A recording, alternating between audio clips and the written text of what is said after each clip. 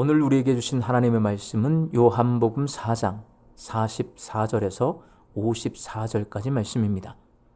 친히 증언하시기를 선지자가 고향에서는 높임을 받지 못한다 하시고 갈릴리에 이르시매 갈릴리인들이 그를 영접하니 이는 자기들도 명절에 갔다가 예수께서 명절 중 예루살렘에서 하신 모든 일을 보았음이더라. 예수께서 다시 갈릴리 가나에 이르시니 전에 물로 포도주를 만드신 곳이라. 왕의 신하가 있어 그의 아들이 가버나움에서 병들었더니 그가 예수께서 유대로부터 갈릴리로 오셨다는 것을 듣고 가서 청하되 내려오셔서 내 아들의 병을 고쳐주소서 하니 그가 거의 죽게 되었습니다. 예수께서 이르시되 너희는 표적과 기사를 보지 못하면 도무지 믿지 아니하리라. 신하가 이르되 주여 내 아이가 죽기 전에 내려오소서. 예수께서 이르시되 가라 내 아들이 살아있다 하시니 그 사람이 예수께서 하신 말씀을 믿고 가더니 내려가는 길에서 그 종들이 오다가 만나서 아이가 살아있다 하거늘 그 낫기 시작한 때를 물은즉 어제 7시에 열기가 떨어졌나이다 하는지라. 그의 아버지가 예수께서 내 아들이 살아있다 말씀하신 그때인 줄 알고 자기와 그 온 집안이 다 믿으니라. 이것은 예수께서 유대에서 갈릴리로 오신 후에 행하신 두 번째 표적이니라. 아멘. 오늘 본문 말씀에서 왕의 신하가 예수님을 만나기 위해 가버나움에서 갈릴리 가나로 찾아왔습니다. 가버나움에서 가나까지는 약 32km의 거리지만 예수님께서 가나에 오셨다는 소식을 듣고 예수님께 찾아와서 자기 아들의 병을 고쳐달라고 부탁드립니다.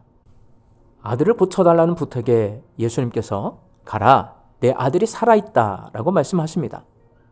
지금 예수님과 왕의 신하는 가나에 있고 병든 아들은 가버나움에 있습니다. 병들어 죽어가는 아들을 살리려면 예수님을 모시고 자기 집에 있는 가버나움으로 돌아가야 하는데 예수님께서 아들이 살았으니 병이 나았으니 그만 집으로 돌아가라고 말씀하십니다. 지금처럼 전화가 있어서 확인할 수 있는 것도 아니고 아들이 살아있다는 예수님의 말씀 한마디에 어떻게 돌아갈 수 있습니까? 만일 집에 돌아갔는데 아들의 병이 고쳐지지 않았다면 얼마나 허망하고 화가 나는 일입니까?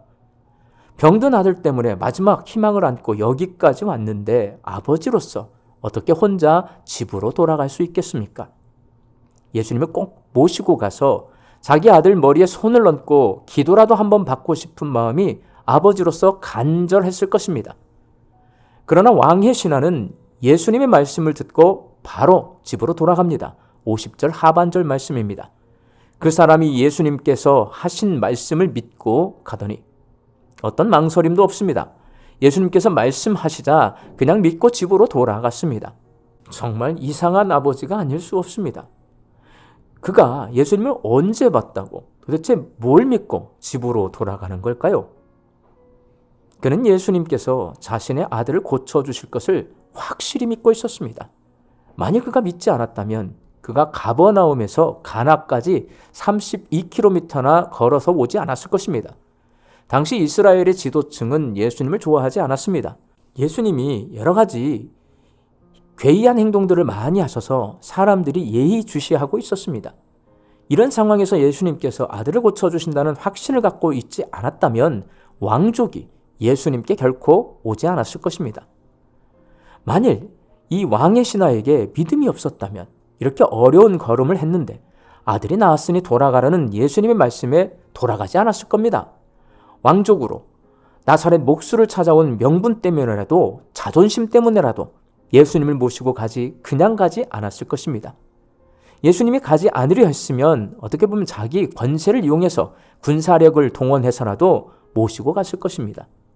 그에게 예수님이 내 아들 고쳐주신다는 확실한 믿음이 있었기 때문에 아들이 고침받았으니 집에 가보거라 라는 예수님 말씀에 조금치의 의심도 없이 그 즉시 집으로 돌아갈 수 있었습니다. 이 왕의 신하의 믿음은 기적을 보고 난 후 믿는 믿음이 아닙니다. 이 사람의 믿음은 기적을 보기 전에 믿는 믿음입니다. 이 사람이 아들이 고침받기 전에 예수를 믿었습니까? 고침받은 후에 예수를 믿었습니까?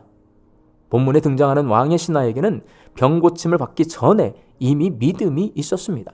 그래서 예수님께서는 본문 48절 말씀에서 자신을 찾아온 왕의 신하에게 이렇게 말합니다. 너희는 표적과 기사를 보지 못하면 도무지 믿지 아니하리라. 왕의 신하 입장에서는 굉장히 듣기 거북한 말입니다. 믿었기 때문에 여기까지 왔는데 믿지 아니하리라고 말씀하시니 섭섭하기도 하고 기분이 상할 만도 합니다. 그런데 이 사람이 이렇게 대답합니다. 주여, 내 아이가 죽기 전에 내려오소서. 이 말은 저는 예수님이 제 아들을 살려주실 능력을 가진 그리스도이심을 믿습니다. 이미 그 믿음을 가지고 있고 지금 확신하고 있고 앞으로도 그럴 것이라는 신앙 고백입니다. 결국 예수님께서 너희는 표적과 기사를 보지 못하면 도무지 믿지 아니하리라고 말씀하신 의도는 왕의 신하에게 하신 말씀이 아니라 이 사람을 지켜보고 있는 주위 사람들을 향해서 하신 말씀입니다. 기적과 표적은 이렇게 왕의 신하처럼 예수님이 자신의 아들을 고쳐줄 것이라는 믿음을 갖고 온 사람에게 일어납니다. 기적과 표적은 고쳐주실 것을 믿고 가는 사람에게 일어난다는 것을 보여주고 있는 것입니다. 예수님은 기적과 표적을 보고 믿지 말고 기적과 표적을 보기 전에 예수님이 그리스도이심을 믿으라고 요청하고 있습니다.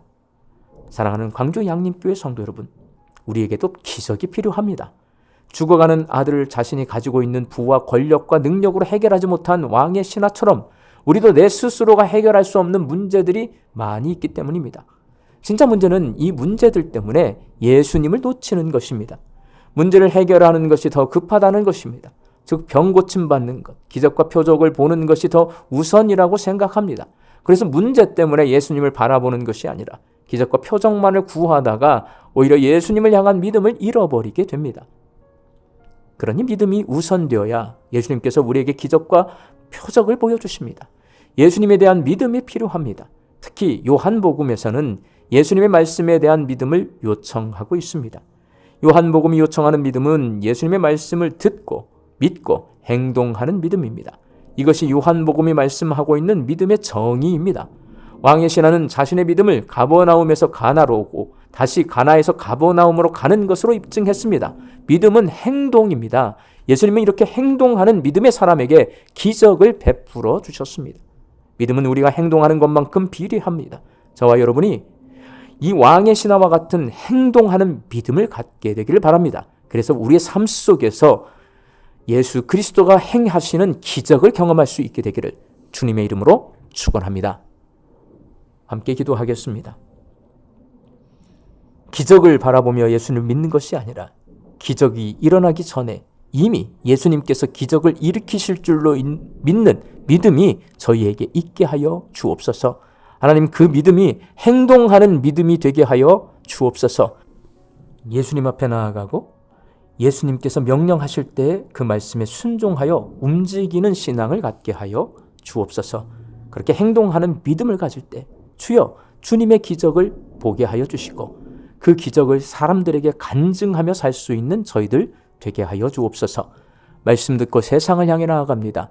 우리 광주 양림교회 성도들의 일터 위에 하나님 주시는 일용할 양식이 풍성한 하루가 되게 하여 주시고 흩어져 살고 있는 우리 가족들이 안전하게 거하는 이 하루가 되게 하여 주시옵시며 육신이 연약하여서 간구하는 우리 환우들 불쌍히 여겨주셔서 치유함이 있는 이 하루가 되게 하여 주시고 오랜 시간 침상에 누워 계시는 장기 환우들과 어르신들이 천국 소망을 붙들고 이 하루를 살게 하시고 애쓰고 힘써서 돌보는 모든 가족들 지치지 않도록 새 힘을 더하여 주옵소서. 예수님의 이름으로 기도하옵나이다. 아멘.